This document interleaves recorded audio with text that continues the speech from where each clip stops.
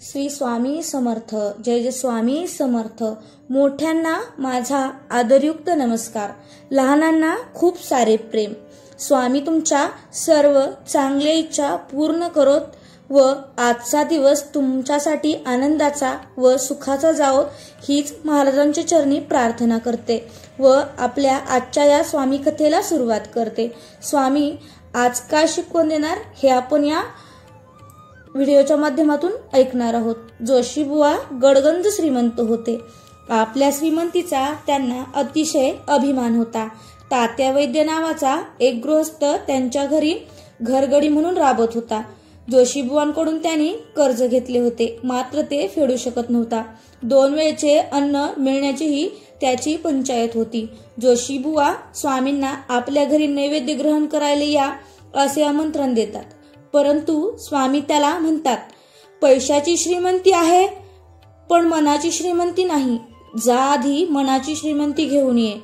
जोशीबुवा माघारी फिरतात, पण तेवढ्यात सुंदराबाई त्यांना अडवतात आणि स्वामींना तुमच्या घरी घेऊन येईन असे आश्वासन देतात. सुंदराबाईंना त्याचा मोबदला म्हणून सोन्याच्या मोहरा मिळतात. सुंदराबाई स्वामींना जोशीबुवाकडे जाण्याबाबत विनवणी करते. स्वामी सुंदराबाईची कृती व वृत्ती जाणून असतात, तरीही ते होकार देतात. तात्याला जेव्हा ही गोष्ट कळते तेव्हा तो जोशीबुवांकडे जातो आणि म्हणतो, मला काही पैसे मिळतील का? मलाही स्वामींना माझ्या घरी बोलवण्याची इच्छा आहे असे तो त्या जोशीबुवांना सांगतो. पण जोशीबुवा त्याला म्हणतो, अरे तुला स्वतःलाच 2 वेळचे अन्न मिळत नाही आणि तू काय स्वामींना बोलवणार? तो तिथून निराश होऊन निघून जातो. दुसऱ्या दिवशी स्वामी जोशीबुवाकडे येतात. जोशीबुवा स्वामींना नेसायला महागडे पितांबर देतात. येता सांग आदरातिथ्य करतात. स्वामी जाताना आपले महागडे पितांबर घेऊन तर जाणार नाही अशी शंका त्याच्या मनात येते. स्वामी क्रोधित होतात. नैवेद्य ग्रहण न करताच तिथून परत जाण्याचा विचार करतात. तो जोशीबुवा स्वामींची क्षमा मागतो. स्वामी म्हणतात, अरे ऐश्वर्यात लोळून तुझे मन मिलीन झाले आहे. अरे तुला काय वाटले, नैवेद्य ग्रहण करून आम्ही तो पितांबर घेऊन जाणार असा विचार तरी तुझ्या मनात कसा आला? अस्वाल करत स्वामी तिथून निघून जातात. तिकडे तात्या घरात असलेल्या देवघरात एकमेव मूर्ती विकून मिळणाऱ्या पैशातून व रकमेतून स्वामींचे आदरातिथ्य करण्याचा विचार करतो.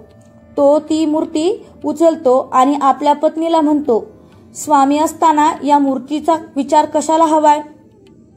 देवघर उचलून बाजूला ठेवतो असे म्हणून ते बाजूला करणार इतक्यात तिथे त्याला सुवर्ण मोहरांची पिशवी सापडते. तो एकदम आश्चर्यचकित होतो. स्वामींचे आदरातिथ्य करून शिल्लक उरलेली रक्कम आपण स्वामींनाच अर्पण करू असा विचार तो करतो. तेवढ्यात तात्या बाहेर जाऊन पाहतो तर काय, खुद स्वामी बाळप्पासोबत त्याच्या घरी येतात. तो पत्नीसह स्वामीचरणी नतमस्तक होतो. तात्या स्वामींचे यथासांग आदरातिथ्य करतो. स्वामी म्हणतात की, अरे हा सर्व सोहळा तुम्हा भक्तांसाठी असतो. भगवंताला पाहिजे असते ती फक्त भक्तांची खरी मनापासून केलेली भक्ती.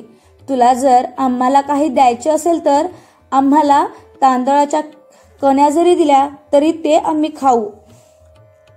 तात्याची पत्नी स्वामींना तांदळाच्या कण्याची खीर देते. स्वामी आनंदाने खीर ग्रहण करतात आणि म्हणतात, अरे युग कोणतेही असो, भगवंताला सुदामाचेच पोहे आवडतात. कर्मण्येवाधिकारस्ते मा फलेषु कदाचन ही गीतेची शिकवण लक्षात ठेवून मार्गक्रमण करत राहावे. भगवंताच्या शाश्वत शुभाशीर्वादांसाठी निस्सीम भक्ती, नामस्मरण, आराधना महत्वाची असते. जो स्वामींची निस्सीम भक्ती करतो, जो प्रामाणिकपणे आणि निष्ठेने मनापासून ईश्वर भक्ती करतो, त्यालाही भगवंताचे शुभ आशीर्वाद मिळतातच. पण जे फक्त दिखाऊपणा करतात, वरवरचा अभिमान बाळगतात, त्यांनाही स्वामींची कृपा होते. मात्र दोन्हींमधील मूलभूत फरक म्हणजे पहिल्या प्रकारातील मंडळींना मिळणारा स्वामींचा शुभाशीर्वाद शाश्वत असतो. दुसऱ्या प्रकारातील मंडळींना मिळणारी कृपा शाश्वत असेलच असे नाही.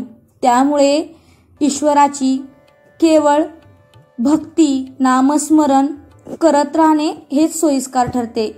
कर्मण्येवाधिकारस्ते मा फलेषु कदाचन. हे गीतेची शिकवण लक्षात ठेवून मार्गक्रमण करत राहावे. अशाच अर्थाची शिकवण आज आपण या व्हिडिओच्या माध्यमातून ऐकली आहे. हा व्हिडिओ तुम्हाला कसा वाटला हे कमेंट करून नक्की सांगा व चॅनलला नक्की सबस्क्राईब करा. एक लाईक करून नक्की जा. तुमच्या एका लाईकने मला खूप मोटिवेट होते, म्हणून लाईक नक्की करा. श्री स्वामी समर्थ. जय जय स्वामी समर्थ. सर्वांना पुन्हा एकदा खूप खूप सर्वांचे व्हिडिओ पूर्ण व संपूर्ण ऐकल्याबद्दल मनपूर्वक आभार.